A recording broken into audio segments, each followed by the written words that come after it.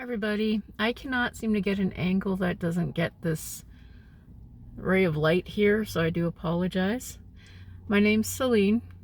I don't think I've ever actually used my real name on this channel before, but yes, that is my real name. And this is Allegories Horror Stories. And today I'm going to do a dramatic reading of my story that was included in the Criminolly Presents Garbology, the GarbAugust Anthology of Awesome Trash, and edited by Tradup. I'm really excited and proud to be part of this. So here's the awesome cover. It's a zombie reading, but he's got his eye in his mouth. I guess maybe it helps him read better or makes the trash more palatable. I don't know. Anyway, so today I'm going to read to you my story, which was included in the Garbology. And it is, I believe, in the section When Animals Attack. So that does give you a little spoiler about what happens. So I'm going to, give you a reading. And, oh, wait a second here. I gotta get it called up again. Hang on one sec. All right, we're back. Manhunt. She was awake too early, not just in the day, but for the time of year. The air still smelled of snow, but with it the commingled freshness of sunlight and green things about to shoot. She raised her shaggy head and inhaled deeper, took in the bare trees, the sense of old soil, and the deeper current of humans. The dirty, smelly noise roars, their fires and their garbage, all threw off the sense of her home in the woods. She was here before them, and her family would be here long after. She turned and shambled slowly toward the place where the humans lived, downstream from her own home, grunting for her cub to follow. The sound of a rough-running Toyota RAV4 cut the silence as it blew past the yellow-orange Highway of Tears memorial sign. Tyler clicked off the GoPro and stretched his hands, crampy from holding the camera on the middle finger he held pressed against the window in anticipation of the sign. Fuck 'em all, fuck the RCMP! Tyler crowed. He rolled down the window and spat into the wind. Thick blankets of forest stretched, brooding and boundless on both sides of the highway, ignored the teen murderers. They had seen many come and go. Don't hold back. Sam chortled. He pressed his foot down on the gas, and the RAV4 groaned in protest and lurched forward. How long until we can ditch this piece of shit? Tyler snorted and reached for Sam's can of Red Bull in the cup holder. Not for a while yet. Fucking reeks. Sam glanced into the rear view. The back seat was tacky with blood and various bits of the influencers. Influencers. What a stupid fucking way to make a living, talking about bullshit to their imaginary friends on the internet. They deserved it. They deserved it, right? Sam echoed in his own thought out loud. Do you even have to ask? Tyler drained the Red Bull and pitched the can out the window. Bitch was hot, though. I wouldn't kick her out of bed for eating crackers, Sam concurred. The pair fell silent for a while. Sam rolled his window down to let out the wet metal rot stench of death emanating from the back seat. Her boyfriend, though, what a knob, Sam muttered half to himself. Tyler didn't reply. Sam glanced at him and saw that Tyler was staring out the window, off into one of his funks.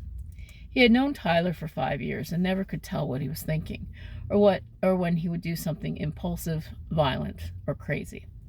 Tyler was the guy who would never turn down a dare. You had to be careful what you said to him, because he would do it, no matter how it endangered his own body, or anyone else's, now that Sam got to thinking about it.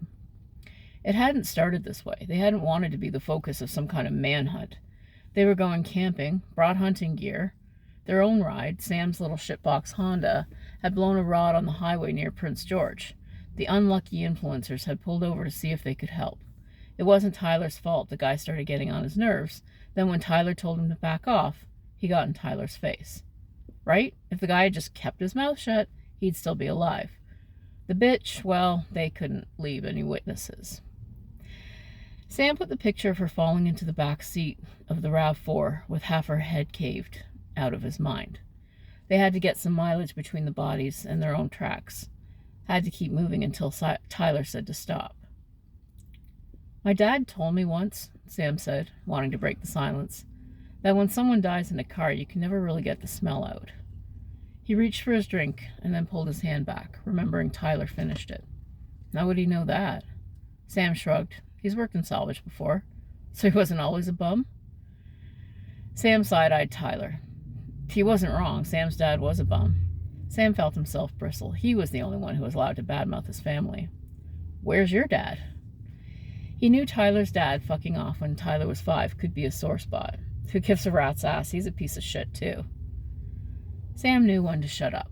He shifted in the driver's seat, pulled his t-shirt up over his nose. He could smell his own sweat, but it was better than the smell of the car. The highway stretched before them, all trees and rocks and sky. They drove, and they drove, and they drove for more, only stopping for the occasional pee by the side of the road. The RAV4 had a full tank of gas when they acquired it, but eventually the light came on, and Sam had to figure out what they were going to do. Do you think there's a Tim's or a rest stop somewhere? Sam asked. Tyler jumped, startled out of a light doze. Probably. His voice was croaky, and he cleared his throat. Yeah, let's look for a rest stop. Sam glanced at the gas light. I think I saw a sign a while back. Keep an eye out.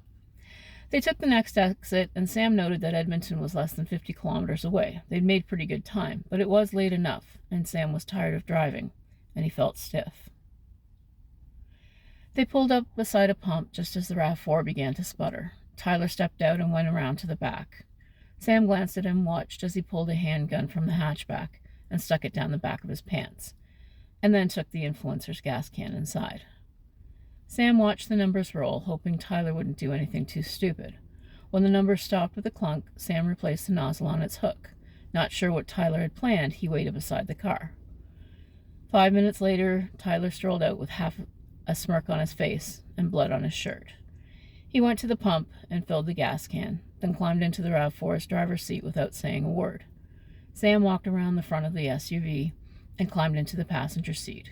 He wanted to ask, and he didn't want to know. Tyler followed the ramp out of the rest stop and back onto the highway. The lights weren't bright enough to cut the heaviness of the dark, but the feeling of the wild barely held back. More trees, more rocks, more blackened sky stabbed by starlight. Sam watched the stars blur, and his eyes grew heavier and heavier. He jumped awake when the RAV4 came to a stop already off the road and in the ditch. Tyler jumped out of the car, somehow still wide awake and agitated, and headed to the back. He started pulling out their gear, packing it up for transport. Sam shook himself and checked the time on the dash. It was 5 a.m. and the first creep of morning light would begin soon. He smelled gas, realized that Tyler was dousing the wheels to burn, and he got out of the car. Sam shouldered his pack with all of its gear, as Tyler splashed the rest of the gas into the back seat, adding to the already pungent smells. Sam walked up beside Tyler, who held the GoPro, filming himself with one hand and pouring with the other. Sam took a matchbook out of his pocket and struck one, the flame bright in their faces, the smell of sulfur briefly masking the smell of gas. They nodded to each other, and Sam dropped the match on the RAV4's back seat. A flare of heat and light, and the pair got moving. Sam felt stronger than ever, as if the lives they'd taken had added to his own essence. He shook his head at the silliness of the thought, then put all thought out of his head. She could smell something on the wind. It roused her from sleep, from dreams of bloodied strangers with their thundersticks and fire, always human fire. She opened wide, jeweled eyes, stared into the trees, every sense alert and waiting for danger. When it didn't come, she curled her body tighter against her cub's warmth and settled back to sleep. Sam and Tyler followed the road for half an hour or so. Then Tyler turned and headed into the woods without waiting. Sam followed him, trusting Tyler had some purpose. They stumbled in the half-light until Sam took out his phone, useless without a signal, and turned on the flashlight app. The damp green smell of vegetation was welcome after the reek of the RAV4, and Sam breathed in deep. He was about to ask where they were going when Tyler stopped, Sam almost bumping into him. "Let's make camp," Tyler said. It felt like more of an order, but Sam knew better than to challenge him. They were far enough off the road that they didn't think they could be seen. He slung his pack off his back and began unrolling the tent poles. Tyler followed suit, and after a while of clashing metal and zipping canvas, 2 pup tents sat side by side, a bedroll spread out in each. "Do you want to build a fire?" Sam asked. Tyler shook his head, even though the air was still chilly. "We'll be warm enough in the tents for now." He bent to his pack and pulled out a water canteen and some food concentrates. They ate sitting on the ground in front of their tents, their empty packs spread beneath them to keep out the damp. Both teens took off their boots and slipped into their tents for some sleep, completely knackered by the events of the days before. The next day, Sam and Tyler broke camp, buried their trash, and headed out of the trees and back toward the road. When a car would pass, they stepped away from the shoulder. They walked for hours until sweat lathered Sam's back and his legs felt like jelly. They talked about the future, about girls, about what they would do when this was all over. They didn't talk about the reality of their situation or what would happen when the RCMP caught up to them. Tyler pulled out the GoPro and filmed a few speeches about politics until the low battery light started to flash. Finally, as the light was starting to fade, Sam saw the glint of a vehicle a long way off. He went to the side of the road and stuck out his thumb. He made sure the rifles were poked as far down as he could manage so the driver wouldn't see them and get spooked. Tyler moved close to him, waved his arms as the vehicle approached. They were sure it was going to pass them by until the driver slowed down and pulled over. Sam waved, and he and Tyler both sped up, approached the vehicle, a rusty Dodge Caravan driven by a grandfatherly type, on the passenger side. Sam opened the passenger door and pasted a friendly smile on his face. "Thanks for stopping," he said to the driver, hoping he sounded normal. "Where are you headed, son?" The driver's eyes flicked toward Tyler, who was opening the side door. It groaned a little in protest. Tyler climbed in the back seat. "We were out camping when our car broke down," Sam said. He slipped off his pack, pulled himself inside, and shut the door. "I can take you as far as the other side of Edmonton," the driver said. "Much appreciated," Sam replied. He glanced in the passenger side mirror, but could only see a shadow of Tyler's face. The shot was loud as the bullet tore through the driver's temple. Sam flinched away instinctively, his left ear ringing. Most of the gore landed on the driver's side window. The body slumped in the seat, and the stench of blood, piss, and shit filled the closed-in space as the body voided all its fluids. Sam wiped a hand across his face and opened the door again. He stepped out of the vehicle and walked around the front. Tyler slid across the rear passenger seat, opened the door, and stepped out. He yanked open the driver's side door and pulled the body from the seat in a smear of blood and brains. While Tyler went through the old man's pocket, Sam went to the rear of the van to see if there was a tarp or something he could use. He found an old shopping bag and some paper towels. "The fuck are you doing? Help me with this." Tyler took hold of the body under the arms. Sam set down the bag and paper towels and lifted the feet. The old man was heavier than he looked, and the teen struggled to drag his dead weight to the side of the road. They placed the body carelessly in the ditch with nothing to cover it. Sam hoped no one would notice until morning. It would be dark soon. Sam went back to his supplies and used them to wipe away as much blood as he could. He spread the bag over the seat and went around to the passenger side. "You're driving," Sam told Tyler, who made a face but got in the driver's seat without much protest. Before they started to move, Tyler reached into the back and dug out his GoPro and the car charger. He found the charger port and plugged it in. Then they got rolling again. "How much gas do we have?" Sam couldn't see the gauge from his position. "Enough, I guess. Maybe 3/4 of a tank. Remember my ex Brianne and the time we went to visit her family in Manitoba? The entire family, all our shit in a caravan, and we made it on half a tank of gas. Is that where we're going then?" "What, Manitoba?" "Well, yeah." Tyler didn't answer for a while. "We could get lost in the woods." "And die of exposure? No fucking thanks." Sam kept his gaze carefully on the road ahead, not wanting to give Tyler too much shit. Who knew what he could do at this point? "Where do you want to go?" It was a fair question, Sam supposed. "I haven't really thought that far ahead." "Yeah, me neither." Tyler fell silent. Sam looked out the window. More trees and rocks and sky. It was almost enough to make you crazy. He supposed anyone looking at their situation would consider them crazy anyway. But Sam didn't feel crazy. He didn't feel much of anything, just a desire to keep moving, keep watching the blacktop disappear under the car or the ebb and flow of the landscape as they kept eating up the miles. She was hungry, a deep and painful gnawing in her belly. Food had been scarce since the humans got so many, but humans always had food. She knew where to look.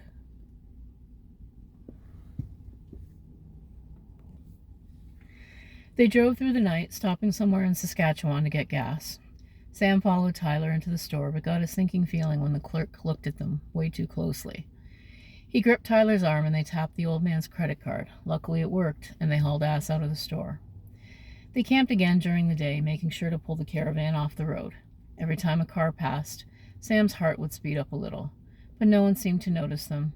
No one stopped them or questioned what they were doing. They might as well be invisible, he was starting to believe, despite reports on the CBC that there was some nationwide hunt for them.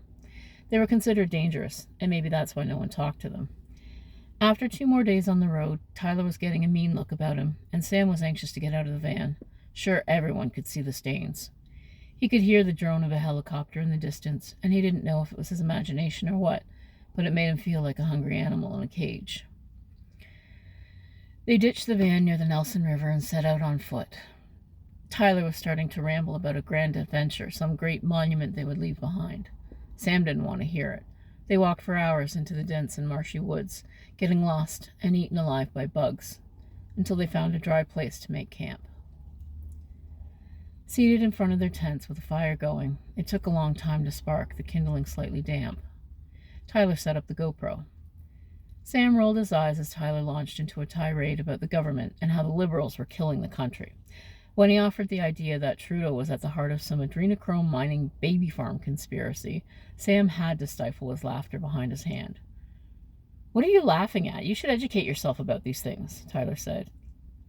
Yeah, no, I need a little more proof than a coincidental symbol on a website and a bunch of conspiracy nuts on the internet. You can't really be serious." "Serious as a heart attack, my friend." Tyler's brow furrowed and his eyes locked on Sam's. Sam shook his head in exasperation and changed the subject. "What are we going to do?" "About what?" "Don't be dense." Tyler kept the camera running. "I say we keep going." "And what? Just keep killing people? What's stopping us?" "The whole world," Sam wanted to say.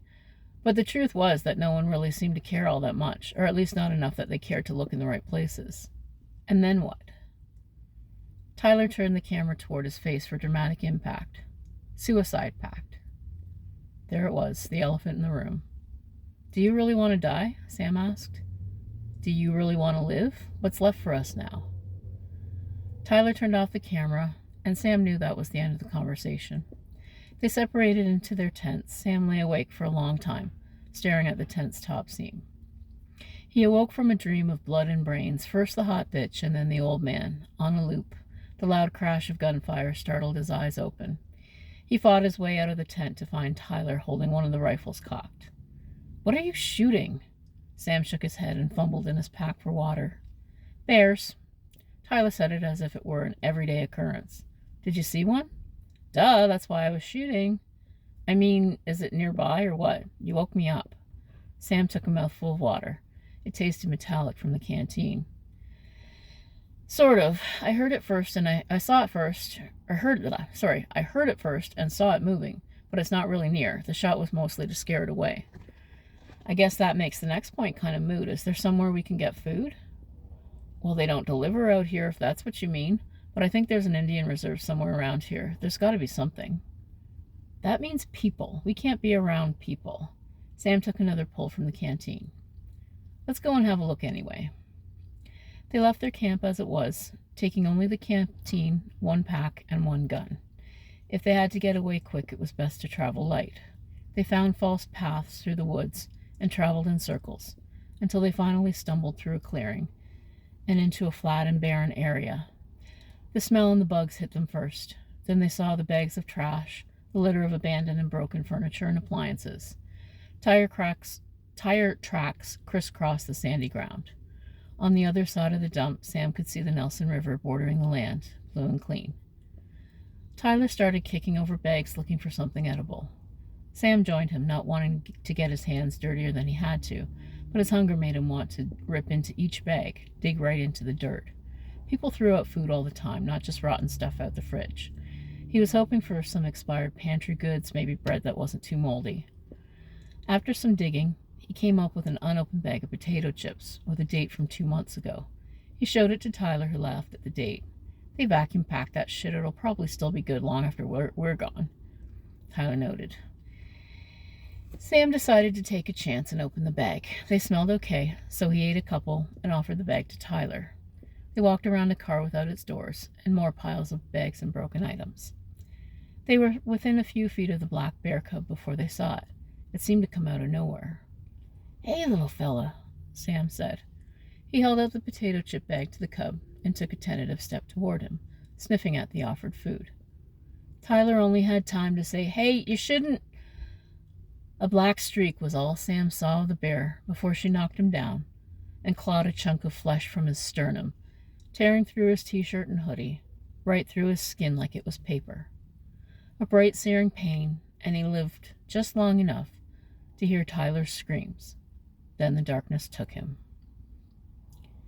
She knew only hunger and force, the red-orange rage of desire, to keep her cub safe from the human who held something out to him. It smelled like food, but she had learned not to trust anything a human offered. And she was hungry. So very, very hungry. And that's Manhunt, written by yours truly. It'll be featured in the Garbology Anthology. That's due out on August the 1st.